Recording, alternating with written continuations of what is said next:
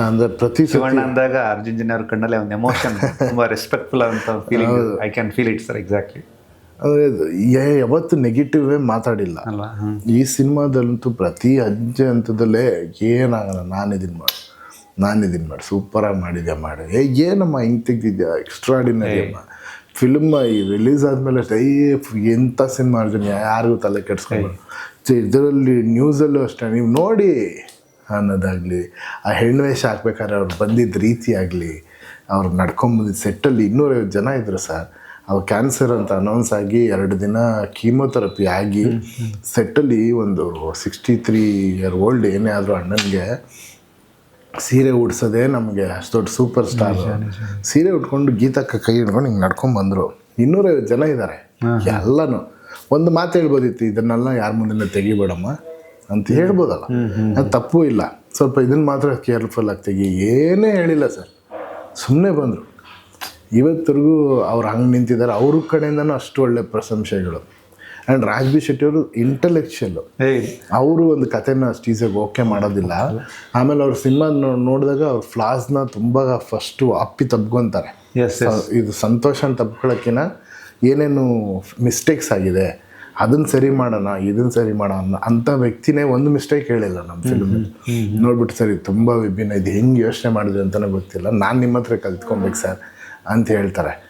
So ಇವ್ರು 3 ಜನರ ಹತ್ರ ನಂಗೆ ಒಂದು ಅತಿ ದೊಡ್ಡ ಪ್ರಶಂಸೆ ಸಿಗ್ತಲ್ಲ, ಅದನ್ನು ಜೀವಮಾನದಲ್ಲಿ ಮರೆಯೋಕ್ಕಾಗಲ್ಲ. ಆಮೇಲೆ 3 ಜನ ಸುಮ್ಮನೆ ನಾನು ನಿರ್ದೇಶಕ ಅಂತ ಅಥವಾ ಅರ್ಜುನ್ ಜನ್ಯ ಅಂತ ಹೇಳಿಲ್ಲ, ಯಾಕಂದ್ರೆ ನನ್ನಂತ ಅರ್ಜುನ್ ಜನ್ಯಗಳು 1000 ನೋಡ್ಬಿಟ್ಟಿದ್ದಾರೆ. ಅದು ತುಂಬ ವ್ಯಾಲಿಡ್ ಮಾತು, ತುಂಬ ದೊಡ್ಡ ಮಾತು, ತುಂಬ ಸತ್ಯವಾದ ಮಾತು. ನಿಜ.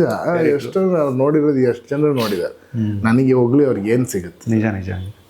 ಬಟ್ ಅದನ್ನು ತುಂಬ ಮನಸಾರೆ 3 ಜನ ಹೇಳಿದ್ದು ನಾನು ಕೊನೆವರೆಗೂ ಅದನ್ನು, ಇದೇ ನನಗೆ ಗೆಲುವು. ಮೊದಲನೇ ಸಿನಿಮಾದಲ್ಲಿ ಈ 3 ಜನ ಲೆಜೆಂಡ್ಸು, ಅತಿ ದೊಡ್ಡ ವ್ಯಕ್ತಿಗಳು ನನ್ನ ಮುಂದೆ ನನಗೇನು ಫ್ಲಾಸ್ ಇಲ್ಲದೆ ನನ್ನನ್ನು ನಿಜವಾಗ್ಲೂ ಸತ್ಯವಾಗಿ ಕೈ ಹಿಡ್ಕೊಂಡಿದ್ರಲ್ಲ, ಅದು ನನಗೆ ದೊಡ್ಡ ಗೆಲುವು. ಇನ್ನೊಂದು ಸರ್, ನನಗೆ ಕನೆಕ್ಟ್ ಆಗೋದು ನಿಮ್ಮ ಇನ್ಸ್ಟಾ ಡಿ ಪಿಯಲ್ಲಿ ಶಿವಣ್ಣನ ಫೋಟೋ ಇದೆ. ಇಲ್ಲ, ನಂಗೆ ತಡೆಯೋಕ್ಕಾಗಿಲ್ಲ ಸರ್. ನನಗೆ ಅದು ಈ ಫಿಲ್ಮಲ್ಲಿ ತುಂಬ ಎಮೋಷ್ನಲ್ ಟ್ರಾವೆಲ್ ಇದೆ ಅವ್ರ ಜೊತೆಯಲ್ಲಿ. ಆ್ಯಂಡ್ ಅದು ನಾನು ಎಷ್ಟು ಬಾಯಲ್ಲಿ ಹೇಳ್ಬಿಟ್ರೆ ಚಿಕ್ಕದಾಗ್ಬಿಡುತ್ತೆ ನನಗೆ ಭಯ. ಅದು ತುಂಬ ಪ್ಯೂರಿಟಿ. ಅದು ಬಾಯಲ್ಲಿ ಎಲ್ಲ ವಿಷಯ ಹೇಳೋಕೆ ಹೋಗ್ಬಿಟ್ರೆ ಆ ಪ್ಯೂರಿಟಿಗೆ ಜನ ಏನೇನು ಅಂದ್ಕೊಳ್ತಾರೋ ಅಥವಾ ಅದು ಏನೋ ನಂಗೆ ಗೊತ್ತಿಲ್ಲ. ಬಟ್ ನನಗೆ ಅನ್ನಿಸ್ತು ಇದು ಆ ಫೋಟೋ ಅವ್ರು ನೋಡ್ತಾ ಇದ್ರೇ ನಂಗೆ ಒಂದು ಖುಷಿ ಸಿಗುತ್ತೆ ಅಲ್ವಾ. ಅವ್ರ ಹತ್ರ ಮಾತಾಡಿದ್ರೆ ಒಂದು ಖುಷಿ ಸಿಗುತ್ತೆ. ಆ್ಯಂಡ್ ಈ ಟ್ರಾವೆಲ್ ತುಂಬ ಎಮೋಷ್ನಲ್ ಆಗಿದೆ ನನಗೆ. ಅದಕ್ಕೆ ನನಗೆ ಐ ಡೋಂಟ್ ನೋ ಅದು ಡಿ ಪಿ ಹಾಕೋದೆ ದೊಡ್ಡದ ಚಿಕ್ಕದ ಅದೆಲ್ಲ. ನಾನು ಡಿ ಪಿ ಹಾಕೋದೇನು ಸರ್, ಇಡೀ ಜಗತ್ತಿಗೆ ಅವ್ರ ಹೃದಯದಲ್ಲಿ ಇಟ್ಕೊಂಡಿದ್ದಾರೆ ಶಿವಣ್ಣನ. ನನಗೇನೋ ಒಂದು ಅದು ತುಂಬ ಪ್ಯೂರ್ ಅನ್ನಿಸ್ತು ನನಗೆ. ಅದು ಏನಕ್ಕೆ ನನಗೆ ಸುಮ್ಮನೆ ಹಾಕ್ಬಿಟ್ಟೆ. ಅದು ನನಗೆ ತುಂಬ ಕನೆಕ್ಟ್ ಆಗುತ್ತೆ ಈ ಥರದ ವಿಷಯಗಳು. ಅಂದರೆ ಸರ್, ಒಬ್ಬ ವ್ಯಕ್ತಿನ ಸುಮ್ಮನೆ ಹೊಗಳೋದಕ್ಕೂ, ಡಿಪ್ಲೊಮ್ಯಾಟಿಕ್ಕಾಗಿ ಹೊಗಳೋದಕ್ಕೂ, ಹೃದಯದಿಂದ ಹೊಗಳೋದಕ್ಕೂ ಸರ್ 3 ಲೇಯರನ್ನು ನಾವು ಕಾಣಬಲ್ಲೆವು. ಆಮೇಲೆ ನಿಮ್ಮ ಸದ್ಯದ ಪರಿಸ್ಥಿತಿಗೆ ಶಿವಣ್ಣ ಅಂತಲ್ಲ ಸರ್, ಯಾವ ಸ್ಟಾರನ್ನು ಅರ್ಜುನ್ ಜನ್ಯ ಅವ್ರು ಹೊಗಳೋ ಅವಶ್ಯಕತೆ ಇಲ್ಲ. ಆ ಕೆಲಸಕ್ಕೆ ಸಿಗುವಂಥ ಬದ್ಧತೆ, ಹೆಸರು, ಕಮಿಟ್ಮೆಂಟ್ ಎಲ್ಲವೂ ಹೊರತುಪಡಿಸಿ ಇಲ್ಲಿಂದ ಹೇಳಿದಾಗ ಅದು ಬೇರೆ ಆಗುತ್ತೆ. ಕೊನೆಯದೊಂದು ಪ್ರಶ್ನೆ ಸರ್, ಇದು ತುಂಬ ಜೆನ್ಯೂನ್ ಆದಂಥ ಪ್ರಶ್ನೆ. ಆಡಿಯನ್ಸ್ ಕೂಡ ಇದ್ರ ಬಗ್ಗೆ ಮಾತಾಡ್ತಿದ್ದಾರೆ. ಗುರು 45 ಇದು ನಾರ್ಮಲ್ ಸಿನಿಮಾ ಅಲ್ಲ. ಈ ಥರದ ಸಿನಿಮಾ ಮಾಡೋಕ್ಕೆ ಗಟ್ಸ್ಬೇಕು, ದುಡ್ಡು ಹಾಕೋಕ್ಕೂ ಗಟ್ಸ್ಬೇಕು, ಈ ಥರ ಸಬ್ಜೆಕ್ಟ್ ಮಾಡೋಕ್ಕೂ ಗಟ್ಸ್ಬೇಕು, ಈ ಥರ ಸಿನಿಮಾದಲ್ಲಿ ಆ್ಯಕ್ಟ್ ಮಾಡೋಕ್ಕೂ ಗಟ್ಸ್ಬೇಕು. ಈ 3 ಡೈಮೆನ್ಷನಲ್ಲಿ ಜನ ಮಾತಾಡ್ತಿದ್ದಾರೆ. ಇದು ಕಮೆಂಟ್ಸಲ್ಲೂ ಕೂಡ ಇದೆ, ನಮ್ಮ ಮಾಧ್ಯಮದಲ್ಲೂ ಮಾತಾಡ್ತಿದ್ದಾರೆ, ನಿಮ್ಮ ಜೊತೆ ಕೆಲಸ ಮಾಡಿದಂತಹ ಸ್ಟಾರ್ಸ್ಗಳು ಮಾತಾಡ್ತಿದ್ದಾರೆ. ಇದಕ್ಕೊಂದು ಕನ್ಕ್ಲೂಷನ್ ಸರ್. ಇಲ್ಲ, ಒಂದು ಒಳ್ಳೆ ಪಾಯಿಂಟ್ ಹೇಳಿದೆ, ದುಡ್ಡು ಹಾಕೋಕ್ಕೂ ಗಟ್ಸ್ಬೇಕು ಅಂತ. ಇಲ್ಲಿ ನಮ್ಮ ರಮೇಶ್ ರೆಡ್ಡಿ ಅವ್ರನ್ನ ನೆನಪಿಸ್ಕೋಬೇಕು. ನೋಡಿ, ಇದು ಅವ್ರದ್ದೇ ಆಫೀಸು. ಅವ್ರದ್ದು ಯಾಕೋ ದೈವ ಬಲ, ಅವರೇ ನನಗೆ ಸಿಕ್ಕಿದ್ರು. ಆ್ಯಂಡ್ ಅವರು ಇದಕ್ಕೆ ಇನ್ವೆಸ್ಟ್ ಮಾಡ್ದಂಗೆ ಯಾವ ಪ್ರೊಡ್ಯೂಸರು ಮಾಡ್ತಾ ಇರಲಿಲ್ಲ ಸರ್. ಟೈಮ್ ಇನ್ವೆಸ್ಟ್ಮೆಂಟ್ ಆಗಲಿ, ದುಡ್ಡಿನ ಇನ್ವೆಸ್ಟ್ಮೆಂಟ್ ಆಗಲಿ. ಆಮೇಲೆ ಅವರು ಅಭಿಮಾನಿ ಶಿವಣ್ಣನಿಗೆ, ಉಪ್ಪಿ ಸರ್ಗೆ. ಆ್ಯಂಡ್ ಈ ಸಿನಿಮಾ ಕಥೆ ಅವ್ರಿಗೂ ತುಂಬ ಕಾಡ್ಬಿಡ್ತು. ಕೊನೆವರೆಗೂ ಒಂದು ಇದು ಸ್ಟ್ರಾಂಗ್ ಪಿಲ್ಲರ್ ಥರ ಈ ಸಿನಿಮಾಗೆ ನಿಂತ್ಕೊಂಡು ಕಾಪಾಡಿದ್ದಾರೆ. ಅವರು ಕೂಡ ಒಂದು ಹೀರೋ ನನ್ನ ಫಿಲ್ಮ್ಗೆ. ಏನು ಆ್ಯಕ್ಚುಲಿ ಅಂದರೆ 45 ಬೇರೆ ಥರದ ಸಿನಿಮಾ, ಈ ಥರದ ಸಿನಿಮಾ ತುಂಬ ರೇರ್ ಬರೋದು, ಎಲ್ಲವೂ ಸಿಗುತ್ತಿದ್ರಲ್ಲಿ ಅನ್ನೋಂಥ ಮಾತು. Thank you sir. ಅದೇ ಒಂದು ನನಗೆ ನಿರ್ದೇಶನ ಮಾಡಬೇಕು ಅಂತ ಏನೋ ಇದ್ದಿದ್ರೆ ಮೋಸ್ಟ್ಲಿ ಮ್ಯೂಸಿಕಲ್ ಸಬ್ಜೆಕ್ಟೋ ಅಥವಾ ಇನ್ನೇನೋ ಸಬ್ಜೆಕ್ಟೋ ಅಥವಾ ಇನ್ಯಾರಿಗೂ ದುಡ್ಡು ಹಾಕಿದ್ರೆ ಡಬಲ್ ದುಡ್ಡು ಮಾಡೋಂಥ ಸಬ್ಜೆಕ್ಟೋ ಏನು ಬೇಕಾದ್ರೂ ತೊಗೋಬೋದಿತ್ತು. ನನಗೆ ಏನಾದರೂ ಮಾಡಿದ್ರೆ ಯಾರು ಮಾಡದೇ ಇರೋಂಥದ್ದು ಏನಾದರೂ ಒಂದು ಥ್ರಿಲ್ ಆಗಿದ್ದರೆ ಮಾಡೋಣ ಅನ್ನೋದಿತ್ತು.